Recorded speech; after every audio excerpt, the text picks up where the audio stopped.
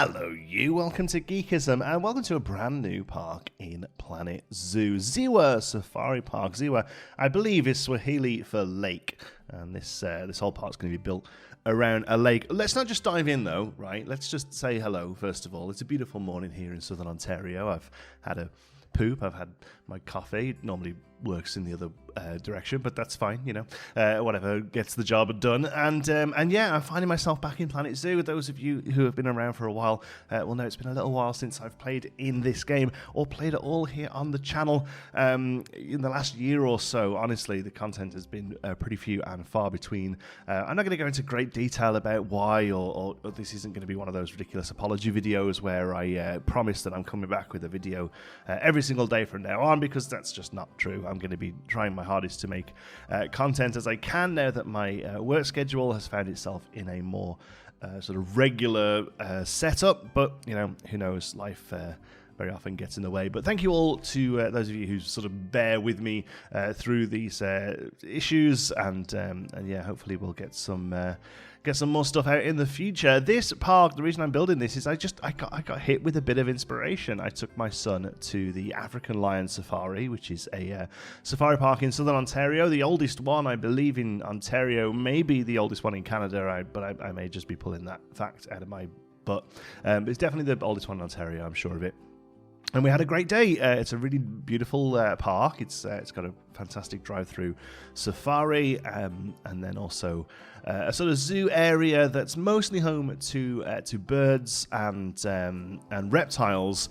But they do have a few sort of zoo-style exhibits for a few other animals, elephants, most notably, and then they also have like a petting zoo kind of area with llamas and things like that. So this is not going to be a one-for-one remake of the park. In fact, what we're building today, these flamingos do not feature here in the park. There are flamingos in the park. Unfortunately, I didn't get to see them. There's a bit of bird flu going around at the moment, so the park's flamingos, ostriches, emus, all that kind of thing, they're all sort of kept away at the moment to keep on top of their health and well-being.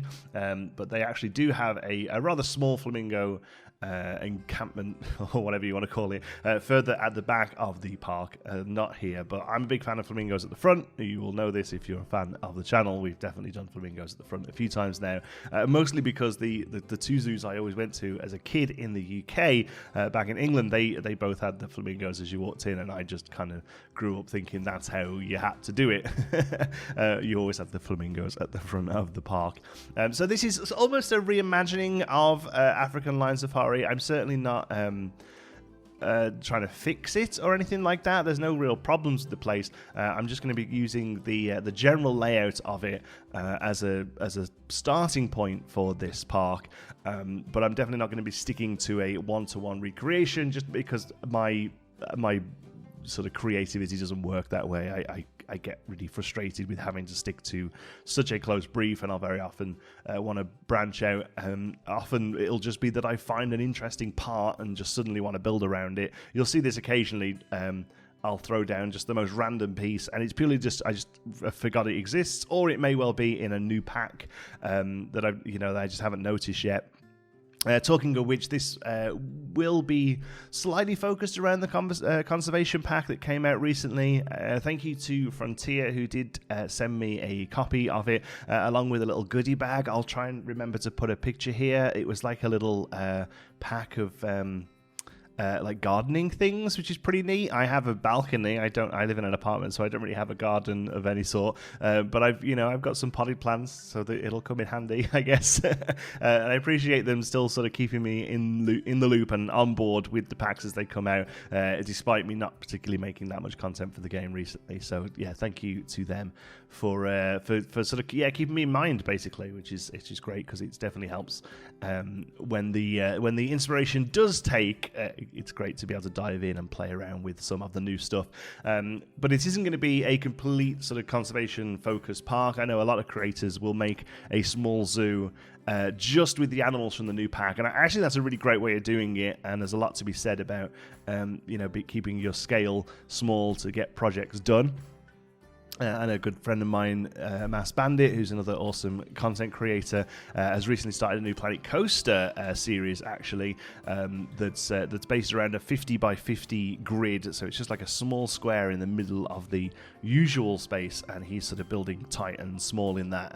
And sometimes I think having those kind of constraints, be it through size or a specific number of animals or rides you can use, is a great way of keeping you fresh. So with that in mind, the scale of this park will be a little smaller than anything I've attempted before.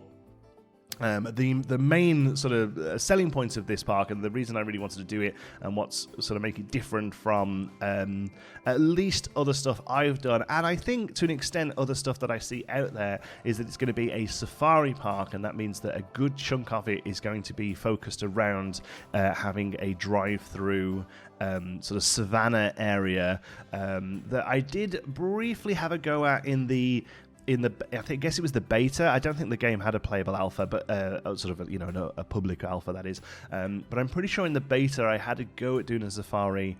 But it this was like a beta that we could play for 2 weeks. I was churning content back then. That was when I was like in the height of the YouTube content churn, which is one of the main reasons I haven't been making content so much lately, is that just absolutely wiped me out, that sort of year and a half of just absolutely churning stuff out. But gave me almost a bit of a breakdown, if I'm honest, and I had to take a step back. So I'm definitely not going to be doing that here. You're probably looking at 1, maybe 2 videos a week at the moment with this, depending on how I find myself inspired. But yeah, so saying about that, I did have a safari in that, but it was literally just a big loop, and it was basically a way of showing off the safari truck that the game had, which we will be using here so that the guests themselves can actually get around it, but we'll be trying our best to sort of sync the track down and use some of the other sort of car pieces and stuff that are in the game to make it look like you can drive through it as well.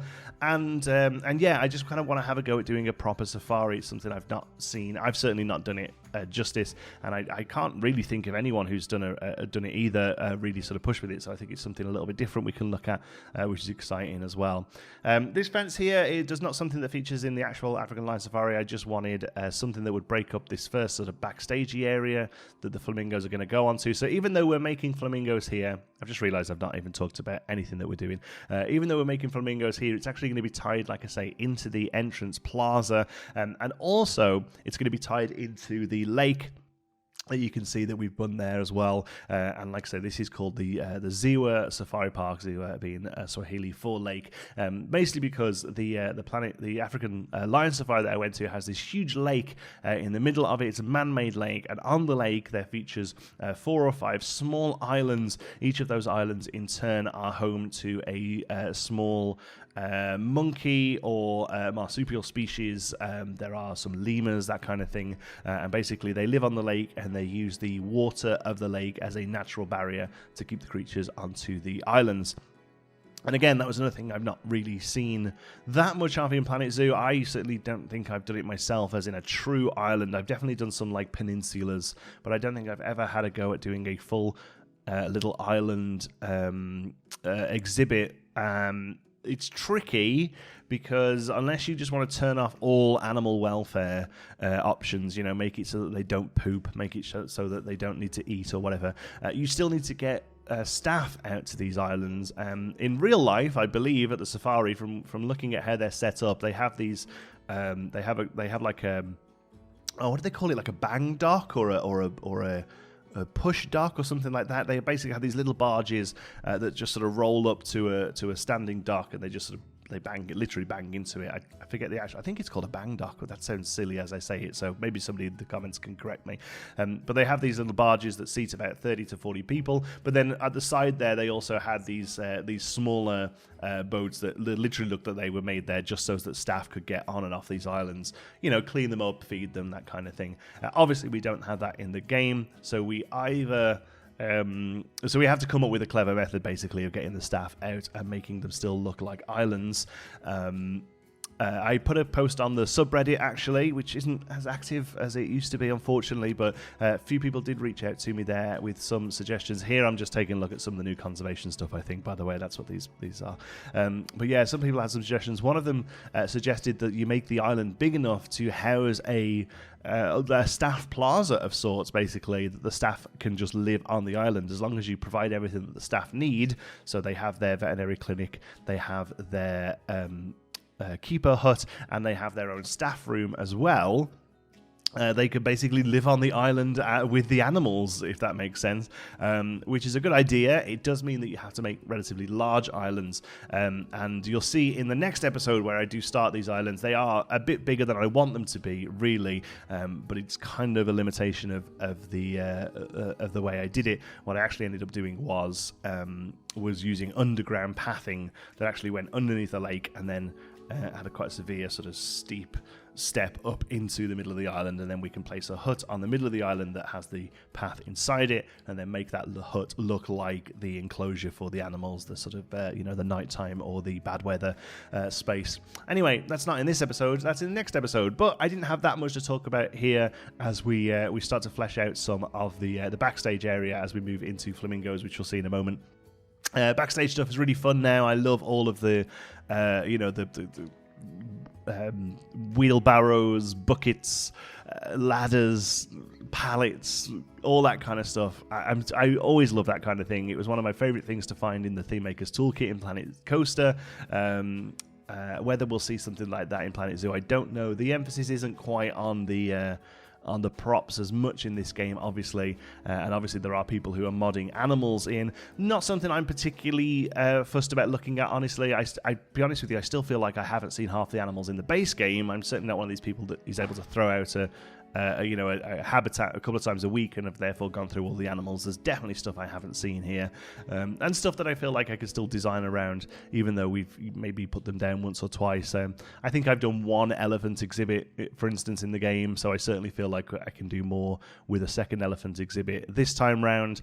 A lot of the monkey speeches I haven't done, and like I say, the whole safari this time with all of the ungulates and things like that, zebras, giraffes, rhinos, that kind of thing. Really looking forward to being able to place them down in a larger savannah area and trying to figure out how cars move around them. I think there are gates in the game that will let cars through, so we can sort of caution things off and keep them separate. As you can probably manage from the name African Lion Safari, their lions are one of the big draws. They actually have two habitats for lions. They have lions and they have white lions. I'm sure they have more specific names than that, but they have the regular lions and they have the white variety, and they keep them both separate, so they have two. Whether we do that here, I don't know. Probably not. We'll probably just have a lion set up, but then they also have a few other big cats there as well. There was some cheetahs, I believe, and maybe a panther. I'm going to have to look it up as I get to there anyway. But really enjoyed building the flamingos out here. Kept it pretty simple, to be honest. They just kind of like a lot of wading space. But I really love the idea that this was a raised area at the corner of the actual lake. So all of the water here is going to feed into the lake and vice versa. I just thought it was a really nice sort of change than building just like a small watered area that they can get into. Here the guests can see from 3 viewpoints at the moment. They can see here, as you can see there, just the regular sort of stand and look. There's also some glass panels there that will just almost lead out of the park, so to speak. They'll basically look out onto the parking lot, honestly, but that's sort of as you park and walk down, it's your first sort of glimpse at an animal. And then also eventually they'll be able to see the flamingos as the boat returns from the lake as well. So there they go. I could maybe do a few more. I think I've got a little light on the flamingos there maybe, but they all seem pretty happy. It was really tricky getting the water levels to how they should be, but I'm happy with how it's ended up. There was briefly, you'll have seen a hard enclosure there. I hated it. I've actually turned hard enclosures off staff as a requirement for the animals now. For the most part, everything is still there, though. They still need vets, they still need keepers. The main reason I've kept all of that stuff is because I like to see the staff running around the park. I think it makes it look a bit more real, it makes it look a bit more sort of organic and you know, sort of full of movement. So we've kept as much of the things on as possible, but I have, turned a couple of the things off, just so that we're not completely limited in how we build out our habitats. In real life, they'll very often take the flamingos and go and put them in one of the bathrooms if they need to for the storms or whatever. So that's what we're going to pretend happens here. Thanks so much for watching. Hope you've enjoyed it. Till the next one, be good.